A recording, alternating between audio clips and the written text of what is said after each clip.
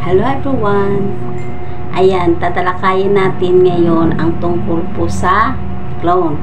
Ayan, pag-uusapan natin ang clone kasi may mga nagtanong po sa akin kung paano ko po ba daw ginagawa yung clone.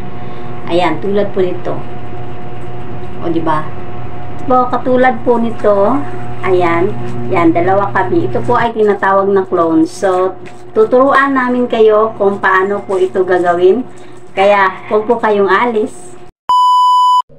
Ang paggawa po ng clone ay kailangan po natin ng app po na CapCut. Kung wala pa po kayong app na CapCut, kailangan nyo lang pong pumunta sa Play Store. Tapos, mag-install po kayo ng CapCut. At kung meron naman po kayong CapCut, pindutin nyo lamang po itong CapCut na app.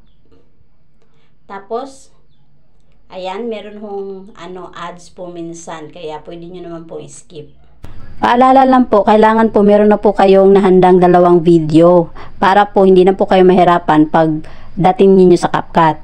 For example, ito. Ayan. Ayan yung video na kunyari nagawa nyo na. So, edit lang natin ito.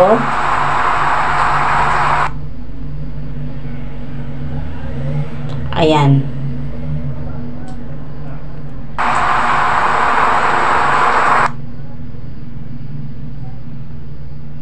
Ayan, for example, yan po ang ating i-cut lang po natin.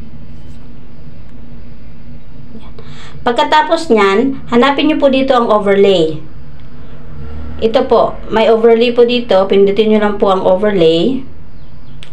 Overlay. Hanap po kayo ng another po na video na nagawa nyo na po. For example, ito.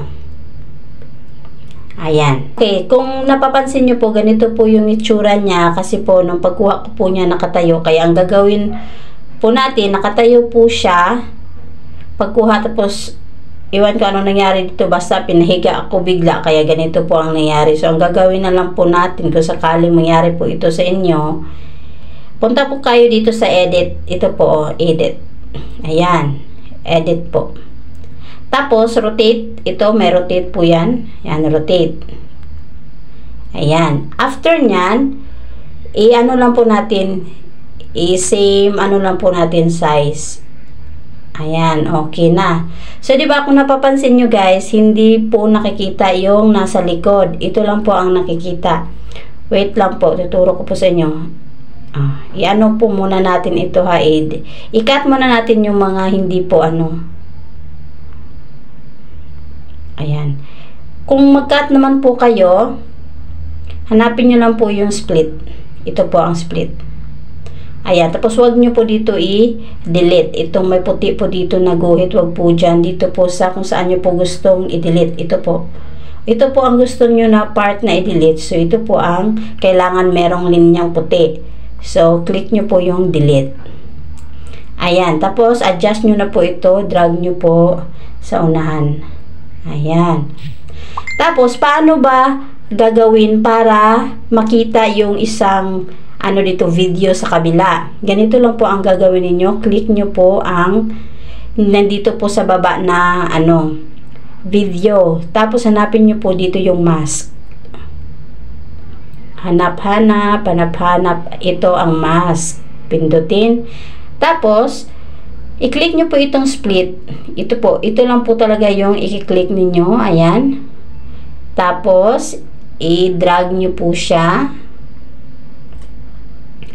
Kailangan po po siya, pantay po ang kulay. O, ganyan. Okay na. So, click. Ayan. Tapos, kung napapansin nyo po dito, hindi po siya pantay yung aparador. No? So, i-adjust nyo lang po yan. Okay. Kung halimbawa itong sa left side po ang inyong i-adjust, ito po ang i-click sa baba. Pero kung ito naman po sa kabila, dito po sa taas yung i-click ninyo. Ayan. Adjust lang.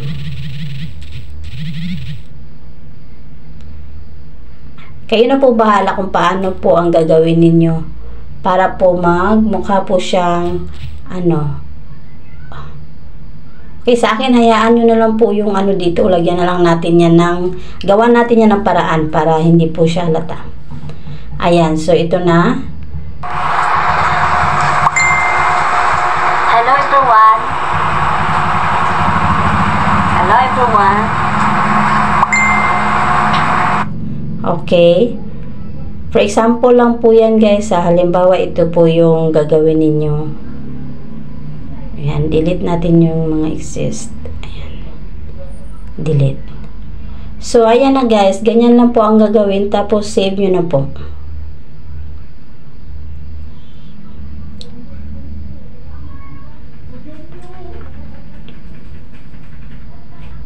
So, tapos, pindutin po ito nasa taas. Done.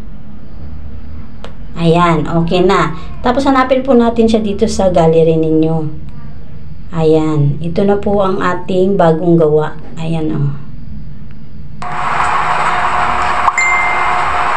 Hello everyone. Hello everyone. Hello everyone daw. Ayan lang po guys. Maraming salamat. Sana po may natutunan kayo. Hello everyone.